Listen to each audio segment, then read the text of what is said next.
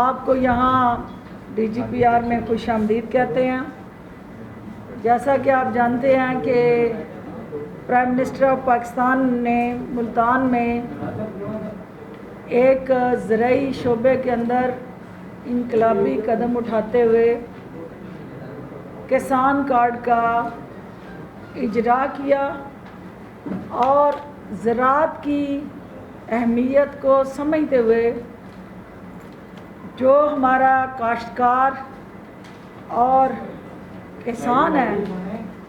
اس کو دور حاضر کی جدید سہولتوں سے آراستہ کرنا اور ڈیجیٹل پاکستان کا حصہ بنانا وزیر اعظم عمران خان کا مشن ہے۔ وزیر اعلیٰ عثمان بزدار صاحب کی قیادت میں صوبہ پنجاب کے اندر صوبائی وزیر زراعت اور ان کی ٹیم جو ہے وہ انتھک محنت کر کے زرعی شعبے کے اندر جو ستیلی ماں کا سلوک ہوتا رہا اور جس طرح سے سب سے اہم ترین 70% اینڈ ابو زرعی صوبے کے محنت کش کاشتکار اور کسان جو ہیں وہ جس طرح کی سرکاری سرپرستی ہونی چاہیے تھی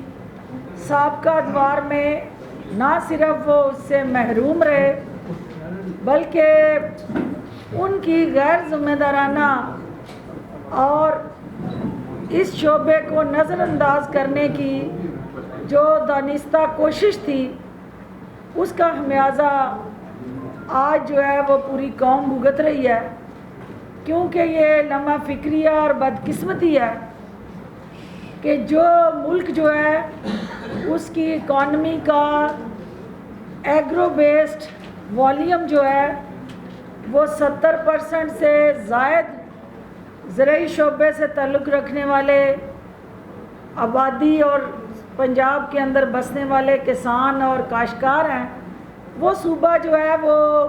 اور وہ ملک جو ہے وہ آج بھی زرعی اشیاء اور اجناس جو ہیں وہ درآمد کرنے پہ مجبور ہے۔ یقیناً یہ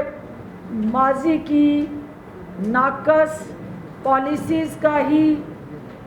خمیازہ ہے۔ اس چیز کو محسوس کرتے ہوئے کہ ہمیں اپنی فوڈ باسکٹ، ہمیں اپنی فروٹ باسکٹ اور ہمیں اپنی جتنی بھی کچن کے ساتھ جڑی ضروریات اشیاء ہے زرعی اجناس کی شکل میں،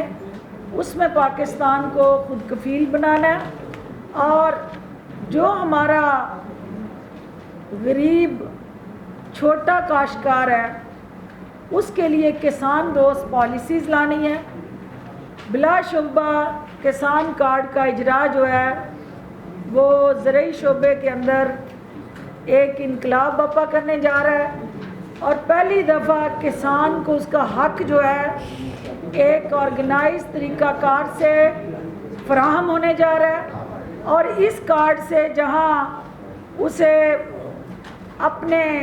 وہ تمام جو حکومتی اقدامات ہیں، ریلیف ہے، سبسڈی ہے، اس کے ساتھ جڑا جو اس کے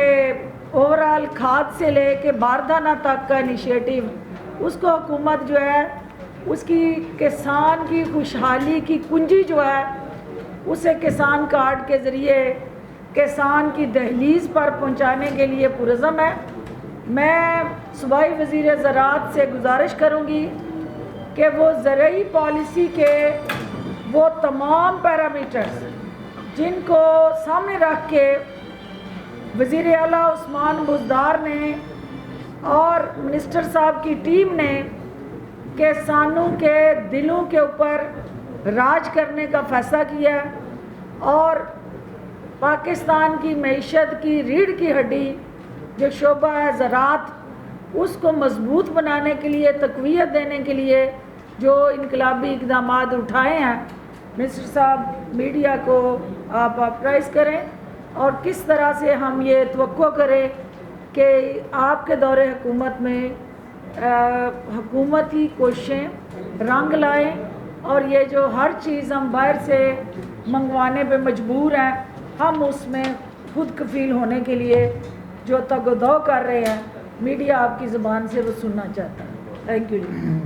شکریہ جی. بسم اللہ الرحمن الرحیم. پہلے تو میں madam Firdous Ashiq Awan adviser to chief minister کا شکریہ ادا کرتا ہوں کہ انہوں نے آج یہاں مجھے مدعو کیا اور اپنے ساتھ یہاں آپ تمام دوستوں سے گفتگو کرنے کا موقع دیا. جیسا کہ انہوں نے پہلے بتایا ہے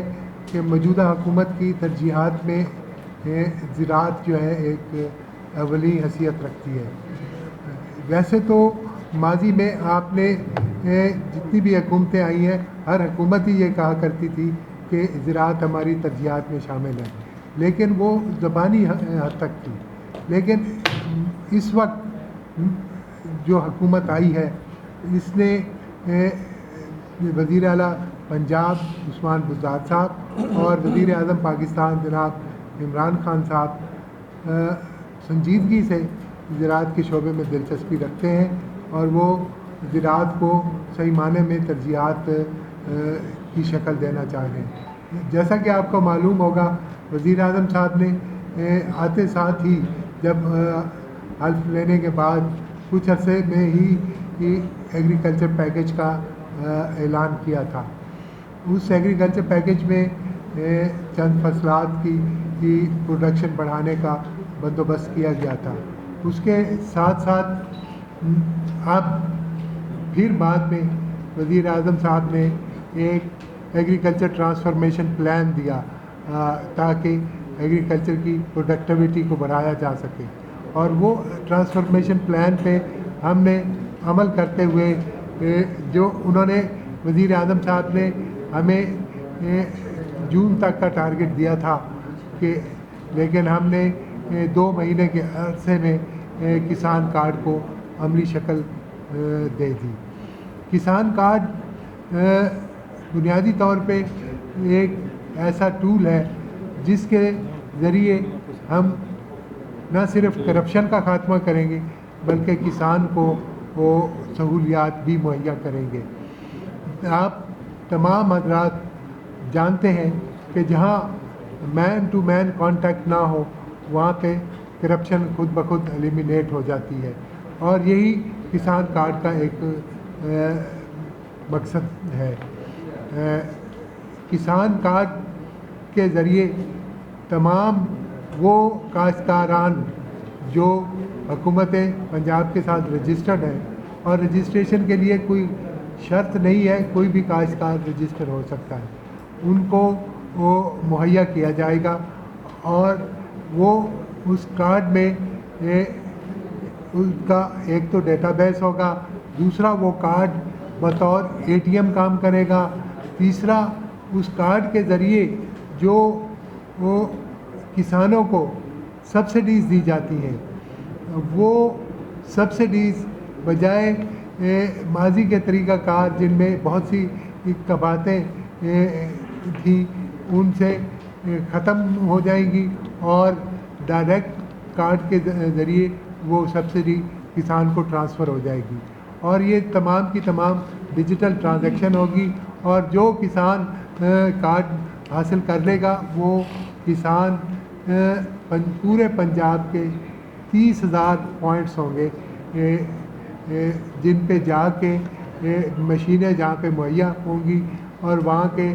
پہ جا کے بایو میٹرک کرائے گا، اور اس کے ساتھ اس کا ڈیجیٹل اکاؤنٹ کھل جائے گا. اور وہ ڈیجیٹل اکاؤنٹ میں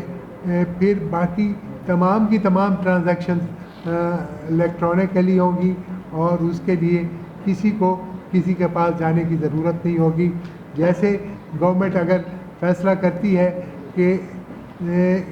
کھاد کے لیے اتنی سبسڈی فی بوری دینی ہے تو وہ آٹومیٹیکلی اس کارڈ میں وہ کریڈٹ ٹرانسفر ہو جائے گا تمام کارڈ ہولڈرز کو. اور اگر جو کسان بینک سے قرضہ لے گا اور وہ قرضہ بھی آٹومیٹیکلی ایک دفعہ اس کو قرضہ मंजूर कराना पड़ेगा। ये जो हर 6 महीने के बाद पटवारियों के चक्कर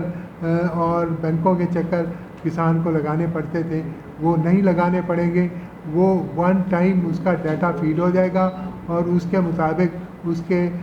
कर्ज़े की लिमिट तय हो जाएगी और वो कर्ज़ा किसान कार्ड में ट्रांसफ़र हो जाएगा और वो किसान उस कर्ज़े को ATM के ज़रिए भी निकलवा सकेगा और खाद या बीज या किसी पेस्टिसाइड की शॉप पे जाके भी वो 29,000 शॉप से वो उसको फ़ायदा हासिल कर सकेगा। और मैं यहाँ पे ये भी आपको वाज़े कर दूँ कि ये 30,000 शॉप्स जो हैं, ये जो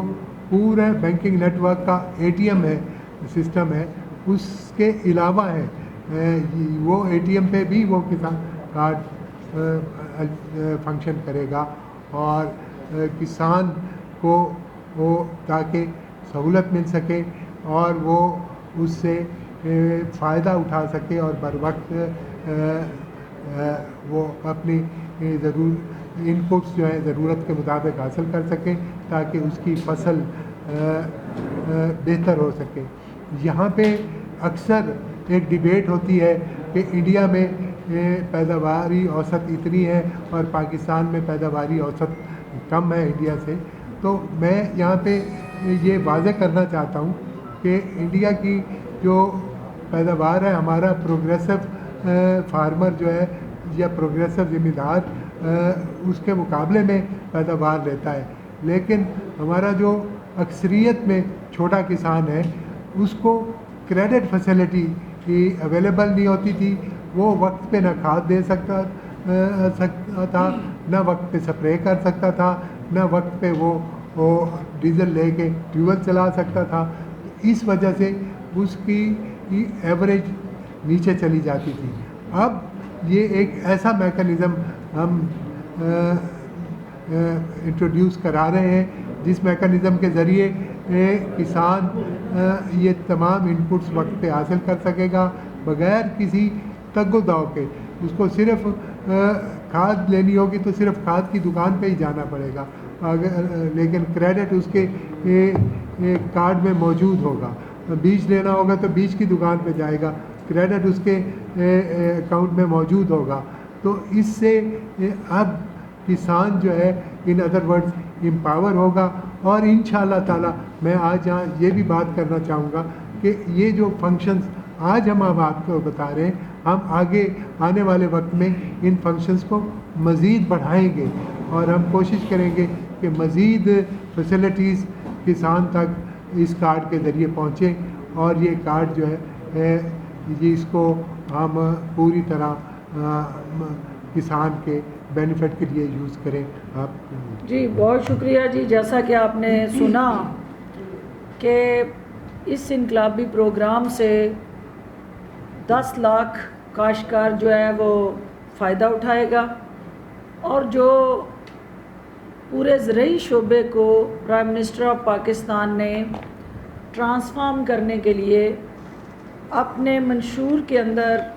कमिटमेंट की थी, आज एक एग्रेसिव एग्रीकल्चर पॉलिसी के ज़रिए उस रोड मैप पे अमल दरामद यकीनी बनाया जा रहा है। और आपको ये भी याद है कि ज़रूरी शोबे की पीठ में छुरा घोंम के माजी के हुक्मरानों ने यहाँ एग्रीकल्चर लैंड पे जो हाउसिंग सोसाइटीज़ बनाई और सूबा और मुल्क जो है वो उस फूड बास्केट से महरूम होगा। हुकूमत डंग टपाव पॉलिसीज़ नहीं बल्कि लॉन्ग टर्म रोड मैप के साथ इस मुल्क के अंदर ज़रूरी शोबे में इनकलाब लाने जा रही है। और मैं मिनिस्टर साहब को, चूँकि उधर प्राइम मिनिस्टर साहब की मौजूदगी में किसानों के लिए इन्होंने खुशखबरी दी थी कि 500 रुपया जो सब्सिडी फ़ी बैग जो है वो खाद पे दी जा रही थी,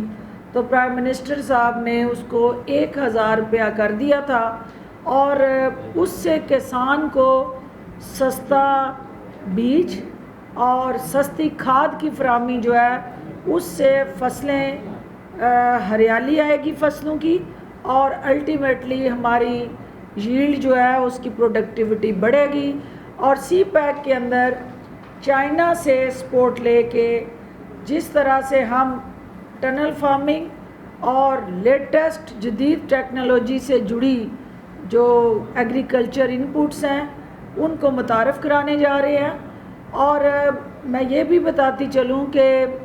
چونکہ چائنا نے سی پیک کا حصہ بناتے ہوئے ایگریکلچر میں جو ہمیں ہاتھ تھمایا ہے، وہ ہاتھ جو ہے وہ ہماری ہیومن ریسورس ڈیولپمنٹ اور کیپیسٹی بلڈنگ پہ خرچ ہوگا.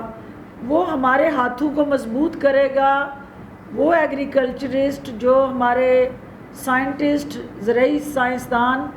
اور جو مختلف زرعی یونیورسٹیز میں کام کرنے والا ہمارا ہیومن ریسورس ہے، اس کی کیپیسٹی بلڈنگ اور ریسرچ اینڈ ڈیولپمنٹ. کیونکہ پاکستان کے اندر وہ زرعی یونیورسٹیاں بدقسمتی سے دانستہ طور پہ بند کر دی گئی تھی، اور جو پوٹینشیل ان کے اندر تھا، جو ہمارا زرعی سائنسدان زرعی شعبے کے اندر دنیا کے سامنے پیداوار کے حوالے سے نت نئی اقسام متعارف کراتا رہا ہے، وہ ڈس ہارٹ ہو کے پیچھے چلا گیا. اور میں منسٹر صاحب کی طرف سے آپ کو یہ بھی یقین دلانا چاہتی ہوں کہ کپاس جو ہے وہ جو ہماری گولڈن کراپ تھی، جس طرح سے وہاں گنے کی فصل کو ریپلیس کر کے ہمارا جو قیمتی زر مبادلہ کا ذریعہ تھا اس کا گلا گھونٹا گیا، تو پرائم منسٹر نے کپاس کے حوالے سے بھی منسٹر صاحب کو اور ان کی ٹیم کو ہدایات دی ہیں تاکہ یہ ہماری کیش کراپ جو ہے اس کو ہم زیادہ سے زیادہ سرکاری سرپرستی دیں. اس کے لیے اچھے بیج اور جو وائرس اور اسپیشلی جو کیڑے مار ادویات ہیں اس کے اندر جو ملاوٹ مافیا ہے، اس ملاوٹ مافیا کو بھی کیفر کردار تک پہنچانے کے لیے باقاعدہ زرعی ٹاسک فورس بن رہی ہے. اور یہ ملٹیپل انیشیٹیوز ہیں جو حکومت پنجاب وزیر اعلیٰ عثمان بزدار کی قیادت میں اٹھا رہی ہے، اور اس سے انشاءاللہ آپ دیکھیں گے کہ پاکستان نہ صرف زرعی طور پہ خود کفیل ہوگا بلکہ زراعت کے شعبے میں جو کالی بیڑیں جو ہیں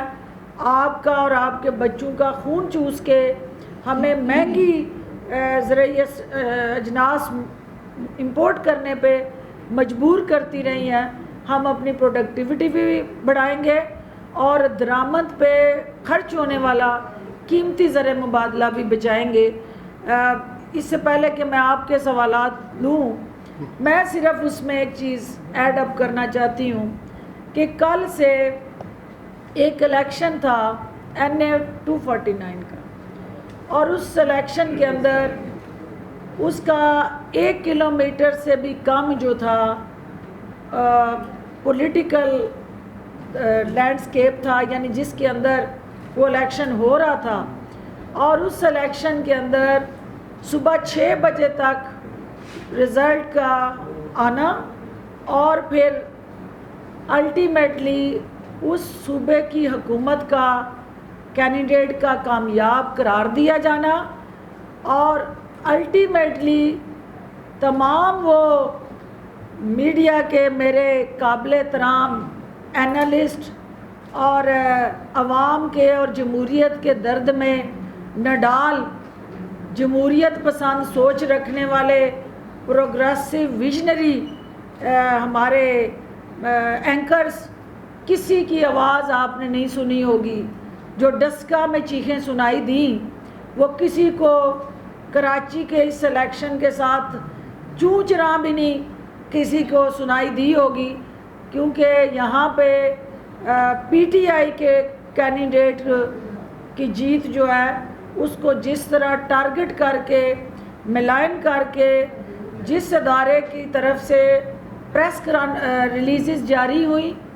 اور عملے کے حوالے سے سوالیہ نشان آئے، صرف 40,000 ووٹ کاؤنٹ ہونا تھا.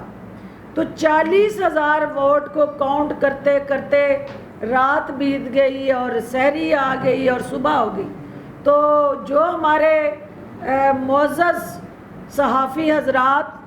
ڈسکے کے حوالے سے لوٹ پوٹ ہو رہے تھے اور ان کی چیخیں آؤ بکا میڈیا کی سکرینوں پہ سنائی دے رہی تھی، میں ان کی زبانوں سے اس الیکشن کے حوالے سے بھی سچ سننا چاہتی ہوں، اور میں یہ چاہتی ہوں کہ جو ریفارمز اس وقت الیکٹورل ریفارمز پاکستان کے الیکشن کے لیے لازم و ملزوم بن گئی ہیں، اپوزیشن کو ہوش کے ناخن لیتے ہوئے فی الفور ان ریفارمز کی طرف جانا ہے اور حکومت کے ساتھ تعاون کریں، ادروائز اس طرح کے کئی الیکشن جو ہیں وہ عبرتناک دردناک تعبیر جو ہے وہ دیتے رہیں گے۔ تو میں آپ کے سوالات جو ہیں چونکہ منسٹر صاحب سے زیادہ ہونے چاہیے اور ایگریکلچر کے حوالے سے ہونے چاہیے تاکہ آپ کو اور عوام کو یہ آگاہی دی جا سکے کہ زرعی صوبہ جو ہے زراعت کو کس طرح سے سپورٹ کر رہا ہے، اون کر رہا ہے، فیسیلیٹیٹ کر رہا ہے اور ہر طرح سے فنانس کر رہا ہے۔ تو جی جو عمومی طور پر ہوتا ہے کہ دوسرے نمبر پہ ہارنے والے کی چیخ و پکار زیادہ ہو رہی ہے، الحمدللہ آپ تو وہاں پر 5ویں نمبر پر آئے ہیں اور 100 روپے کا جو عمران خان نے کراچی کا پیکیج دیا تھا وہ بھی وہاں نہیں چل سکا، تو کیا کہیں گے کہ 5ویں نمبر پہ شکست کی کوئی وجوہات اپنی طرف ہی دیکھ رہے ہیں، تو وجہ کیا تھی؟ دیکھیں اس میں تو کوئی شک نہیں ہے کہ پی ٹی آئی کو بھی اپنا گھر درست کرنے کی ضرورت ہے، اور وزیر اعظم ہمیشہ بہتری کے لیے ہر جگہ پہ اپنی ذات سے، اپنی جماعت سے اور اپنے اراکین سے ہمیشہ آغاز کرتے ہیں، اور کبھی بھی ہم اپنی غلطیاں اور کوتاہیاں نہ چھپاتے ہیں اور نہ چھپائیں گے۔ جو پارٹی کی سطح پہ اٹھانے والے اقدامات ہیں وزیر اعظم یقیناً اس حوالے سے اپنی ترجیحات جو ہیں وہ طے کر چکے ہوں گے اور وہ پارٹی کو آن بورڈ ضرور لیں گے۔ جو آپ نے فتح کے جشن منانے والے اور بغلے بجانے والوں کی نمائندگی کی ہے، تو ان کے لیے میں یہ کہنا چاہتی ہوں کہ آپ کو یہ سمجھ آ جانی چاہیے کہ جس کے پاس اقتدار ہو، وسائل ہوں، حکومتی ڈنڈا ہو اور پھر انگلی کے اشارے ہوں تو وہ جماعتیں جو ہیں وہ الیکشن جیتا کرتی ہیں۔ یہاں ڈسکا کے اندر اور پنجاب کے اندر لوگوں کا right of freedom of expression and speech آزادانہ ان کو حق دیا گیا تھا، نہ کسی نے ڈنڈا چلایا، نہ کوئی حکومتی خزانے کے منہ کھولے گئے اور نہ کسی جگہ پہ حکومتی وسائل استعمال میں لائے گئے۔ تو وہاں کی حکومت کو سوچنا ہے کہ جمہوریت کا راگ لاپتے لاپتے کیا جمہوریت جیت کا نام ہے یا جمہوریت رول آف لا کا نام ہے۔ اگر جمہوریت جیت کا نام ہے تو جمہوریت کی فتح ہو گئی ہے، اور اگر جمہوریت جو ہے رول آف لا کا نام ہے تو جمہوریت جو ہے اس کو بڑے آسان طریقے سے پیپلز پارٹی نے کفن پہنا کے تابوت میں بند کر دیا۔ اچھا جہانگیر صاحب یہ فرما دیں، آپ زراعت کے اوپر بات کر رہے ہیں، تو اس وقت ہمارے جو سیڈس ہیں اس کی جو مختلف کوالٹیز جو سامنے آتی تھی، ہم چھوٹے ہوئے دیکھتے تھے کہ گندم کے وہی بیج تھے جو آج بھی وہی بیج کاج کیا جا رہا ہے، تو کیا آپ سمجھتے ہیں کہ اس کی طرف توجہ دینے کی ضرورت ہے کہ ہمیں جو جاٹ زیادہ کرنا ہے، فصل کو بڑھانا ہے اگر ہم نے، تو اس کے جو بیج ہے اس کے اوپر ریسرچ جو ہمارے اتنے بڑے انسٹیٹیوٹ ہیں فیصل آباد ایگریکلچر کے زیر اہتمام چلتے ہیں، ان میں کوئی جدت نہیں آ رہی، اس کے اوپر کیوں نہیں حکومت توجہ دے رہی؟ بسم اللہ الرحمن الرحیم۔ پہلی بات تو یہ ہے کہ میں معذرت کے ساتھ کہوں گا کہ شاید آپ کو ایگریکلچر سیکٹر کے بارے میں کوئی معلومات نہیں ہے۔ اگر ایسی بات ہے کہ وہی بیج ہے تو آپ اپنے بچپن کی 4 ورائٹیز کا نام بتا دیں اور آج بوئی ہوئی 4 ورائٹیز کا نام بتا دیں۔ اس وقت جو نئی ورائٹیز کاشت کی گئی ہیں ان کے اگر آپ کو نام معلوم نہ ہو تو میں آپ کو بتا دیتا ہوں۔ اکبر جو ورائٹی ہے وہ اسی سال انٹروڈیوس ہوئی ہے۔ فخر بکھر ایک ورائٹی کا نام ہے جو اسی سال بیج کی انٹروڈیوس ہوئی ہے۔ اناج ایک ورائٹی کا نام ہے جو اسی سال نئے بیج کی ورائٹی انٹروڈیوس ہوئی ہے، اور ان ورائٹیز کی آپ فیلڈ میں جا کے دیکھیں ییلڈ پچھلی ورائٹیز سے کتنی بہتر آ رہی ہے۔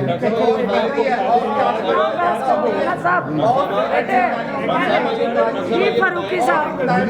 بعید کرتے ہیں بیٹے، چھوڑ دو نا۔ جی جی فاروقی صاحب لیتے ہیں بھائی صاحب، بحث نہ کریں بیٹے، چلیں جی فاروقی صاحب۔ صاحب یہ بتائیں جی کہ جی یہ جو رات کا جو الیکشن ہے اس پہ کون جیتا کون ہارا ایک الگ بات ہے، لیکن ووٹوں کا اگر آپ دیکھیں ان کی ڈویژن جو دیکھیں اس میں جو پی ڈی ایم ٹوٹ کے لڑی ہے آپ کے ساتھ، یعنی دو ان کے اپنے اپنے کینڈیڈیٹ لڑے ہیں، پی ڈی ایم آنے والے دنوں میں ایک بار پھر اکٹھا ہونے جا رہی ہے، پیپلز پارٹی دوبارہ پی ڈی ایم پہ جا رہی ہے، تو کیا آپ نہیں دیکھ رہے ہیں کہ آنے والے دنوں میں سیٹس پر ضمنی انتخابات میں اور پارلیمنٹ میں حکومت کے لیے ایک مشکل دن آنے والے ہیں؟ پہلی بات تو یہ ہے کہ آنے والے وقت کا سوائے اللہ کو کسی کا نہیں پتہ، اور پروردگار یہ سمجھتا ہے کہ رمضان کے مہینے میں ہر قسم کی شیطانی سوچ جو ہے وہ ویسے ہی ختم ہو جاتی ہے، شیطان قید ہو جاتے ہیں، تو جب شیطان آزاد ہوں گے تو ان کا ہم لائے عمل طے کریں گے۔ جی سب سے کر لیں، وہ واقعی بچے کو نہیں پتا، شہر کا بچہ ہے۔ آج صبح میں ایک سروے کیا ہے جی غالب مارکیٹ پہ، وہاں پہ ایگریکلچر ڈپارٹمنٹ کا ایک سٹال لگا ہوا ہے سستے رمضان کے بعد، وہاں پہ 3 آئٹمس سبزی کی رکھی گئی ہیں، کدو، بھنڈی اور بیگن۔ لیمو وہاں پہ نہیں ہے۔ جب ایڈمنسٹریشن سے پوچھا لیمو کیوں نہیں ہے تو وہ کہتے ہیں لیمو کی ریپلیس ہم نے بینگن رکھی، جس کو بتاؤں کہتے ہیں۔ یہ حال ہے آپ کے ڈپارٹمنٹ کا، میں آپ کو نام لکھ بتا رہا ہوں، غالب مارکیٹ، آپ کا سستے رمضان بازار میں۔ یہ آپ کی لاہور جیسے شہر میں جہاں چیف منسٹر ہے، گورنر ہے، منسٹر بیٹھتا ہے، اس کی یہ حال ہو سکتا ہے کہ کسی پرٹیکولر مارکیٹ میں میں یہ نہیں کہتا کہ آپ غلط کہہ رہے ہیں، آپ نے یقیناً کسی جگہ پہ ایسا ہوا ہوگا، لیکن اس وقت 16 آئٹم ایسے ہیں جو سستے بازاروں میں ایگریکلچر ڈپارٹمنٹ سبسڈائز ریٹ پہ مہیا کر رہی ہے، اور اس میں 16 آئٹمس میں تمام سبزیاں شامل ہیں اور کچھ پھل شامل ہیں اور لیمو بھی ان میں شامل ہے، کیونکہ شاید آپ نے نہیں کیا تو ابھی یہاں سے چلے چلتے ہیں کہیں دو، میں جرنلزم چھوڑ دوں گا، ابھی چلے چلتے ہیں میں اس کی کلیئرٹی صرف دے دوں، ایک منٹ میں کلیئرٹی یہ دے دوں کہ چونکہ ابراہیم لکی نے جس طرف اشارہ کیا، چونکہ شروع میں جو ہمارا رمضان بازار جو ہے وہ ہم نے قائم کیا تو لیمو ہماری لسٹ کا کمپوننٹ اور کانٹینٹ تھا، لیکن لیمو کی شارٹیج اور اوور آل مہنگا ہونے کی وجہ سے اس کو ہم نے، چونکہ آف سیزن تھا، امپورٹ ہو رہا تھا، اس حوالے سے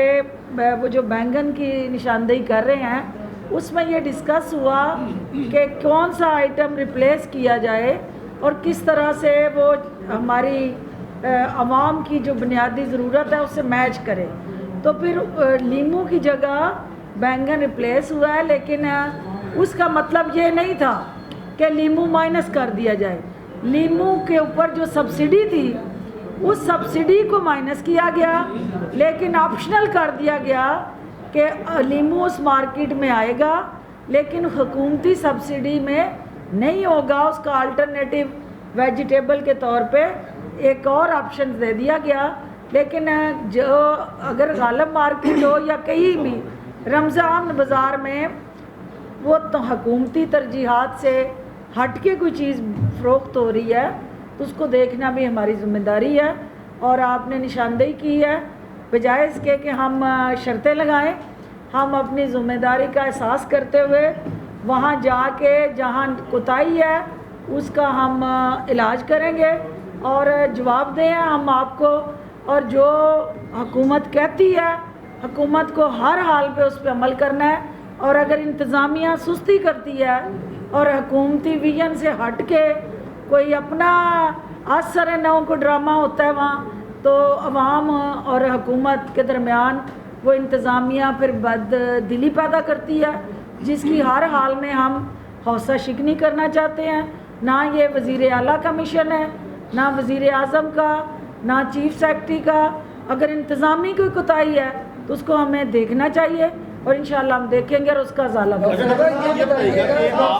کہ آپ نے ابھی بات کی دھند کے حوالے سے آپ نے بات کی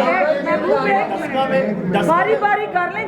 سوالوں کے جواب دے کے جائیں گے۔ ڈاکٹر صاحب ڈسکا میں جب الیکشن ہو رہے تھے تو نون لیگ کہہ رہی تھی کہ یہاں پر دھند آ گئی ہے، اب کراچی کے الیکشن میں آپ کہہ رہی ہیں دھند آ گئی، دھند لے کر کون آتا ہے، کہاں سے آتی ہے؟ پہلی بات تو یہ ہے کہ جن کی آنکھیں کام کرتی ہیں ان کو یہ نظر آنا چاہیے کہ ڈسکے میں دھند تھی تو دھند آئی تھی، اور اگر کراچی کے اندر 6 بجے تک رزلٹ نہیں آیا، رزلٹ اناؤنس نہیں ہوا، تو سمندر کی دھند نہیں ہوتی، سمندر کی نمی ہوتی ہے، تو وہ دھند اور نمی میں فرق واضح ہونا چاہیے۔ اور یہ پیپلز پارٹی ورسز نون لیگ جو میچ ہے، پی ٹی آئی اس کے اندر سٹیک ہولڈر تھی، اس الیکشن میں بہت امپورٹنٹ ہماری سیٹ تھی، لیکن اس کو حکومتی وہاں کی جو سرپرستی رہی اور جس طرح سے وہاں الیکشن کے اندر وائلیشنز ہوئی الیکشن کمیشن کے اپنے رولز کی، اس میں الیکشن کمیشن کو بحیثیت ادارہ بھی اپنے وہاں کے عملے کے حوالے سے بھی جائزہ لینا چاہیے، دیکھنا چاہیے کہ اگر ہر جماعت یہ کہہ رہی ہے کہ وہاں پہ قواعد و ضوابط کی خلاف ورزیاں ہوئی ہیں تو یقیناً کہیں نہ کہیں کوئی حقیقت بھی ہوگی۔ ڈاکٹر صاحب یہ بتا دیں لاسٹ میں ڈاکٹروں کی جو تنظیمیں ہیں انہوں نے کل یہ مطالبہ کیا کہ کرفیو کی طرز کا جو ہے لاک ڈاؤن کیا جائے، ورنہ عید کے بعد جو ہے حالات جو ہیں زیادہ خراب ہو جائیں گے۔ دوسری جانب جو مولانا فضل الرحمان ہیں اور شہباز شریف صاحب بھی یہ بیان دے رہے ہیں کہ عید کے بعد حکومت کو سرپرائز دیں گے، تو سیاسی جماعتیں جو ہیں کرونا کو کیوں سیریس نہیں لے رہی؟ اچھا ڈاکٹر صاحب اسی کے ساتھ ایڈ کرنا ہے، جی جی 21 رمضان کو یوم علی کا جلوس ہے، ہزاروں لوگ یوم علی کے جلوسوں میں شامل ہوں گے، آج 17 رمضان ہوگی ہے، گورنمنٹ کی پالیسی کیا ہوگی؟ گورنمنٹ یہ جلوس نکالنے کی اجازت دے گی یا نہیں دے گی؟ دیکھیے اس کے حوالے سے لا منسٹر، انٹیریئر منسٹر اور اوور آل ہماری جو لا انفورسمنٹ ایجنسیز ہیں وہ مل بیٹھ کے ایک لائحہ عمل طے کر رہی ہیں۔ جو اعتکاف، شبینہ کی محافل اور مساجد کے اندر ہمارے پچھلے سال ایس او پیز تھے، ان ایس او پیز کو افیکٹولی حکومت جو ہے وہ امپاور کرنے جا رہی ہے۔ جہاں تک یوم علی کے جلوسوں کا ہے تو ایس او پیز کے حوالے سے متعلقہ سٹیک ہولڈرز، علماء حضرات اور وہ تمام جو تنظیمیں ہیں ان کے ساتھ بیٹھ کے ایک کنسلٹیشن پروسیس جو ہے حکومتی سطح پہ شروع ہے، اور ہمیں اس بات کا احساس ہے کہ ان کو اپنے مذہبی عقائد کی ادائیگی ان کا حق ہے، لیکن اس کے ساتھ ساتھ ان کی جانوں کی حفاظت کرنا بھی ہماری ذمہ داری ہے۔ تو مل بیٹھ کے کوئی آسن فیصلہ ہم کریں گے جس سے جو ہے وہ کرونا سے بھی بچیں اور ان کی جانیں بھی محفوظ رہیں۔ اچھا ڈاکٹر صاحب یہ بتا دیجیے گا کہ ایس او پیز کے حوالے سے حکومت بار بار کہہ رہی ہے کہ سختی کریں گے، اب تو فوج کو آئے بھی تقریباً 1 ہفتہ ہو گیا ہے، اب ابھی جا کے دیکھ لیں، اگر لبرٹی مارکیٹ لے لیں، انارکلی لے لیں، اچرا بازار لے لیں یا اندرون شہر لے لیں، ہر جگہ پہ مور دین 50% لوگ ان مارکیٹس میں اس وقت بھی بغیر ماسک کے پھر رہے ہیں۔ جو بند مارکیٹس ہیں جہاں پر حکومت انٹری ایگزٹ پہ چیکنگ کر سکتی ہے، کیوں کوئی رضاکار پولیس یا دیگر جو ادارے ہیں کیوں نہیں چیکنگ کر رہے اور لوگوں کو کیوں نہیں اس پر کوئی ایکشن کر رہے، یا بالکل ویٹ ہو رہا ہے کہ جب انڈیا والے حالات ہو جائیں گے تو پھر یہ حکومت کہے کہ جی اب ہم کیا کر سکتے ہیں؟ دیکھیے فوج پاکستان کو اس پوری کمپین کا حصہ اسی لیے بنایا گیا کہ لوگوں کے اندر ڈیٹرنس آئے، خوف آئے، ان کے اندر ایک اس غیر ذمہ داری کے حوالے سے ایک احساس آئے اور ان کو بار بار باور کروایا جا رہا ہے، لیکن قوم جو ہے مجھے بتائیں کہ زبردستی ڈنڈے کے زور پہ